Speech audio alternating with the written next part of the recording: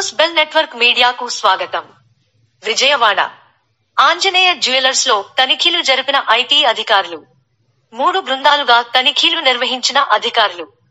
Soft కాపీలు, hard కాపీలు తనిఖీలు చేసిన అధికారులు.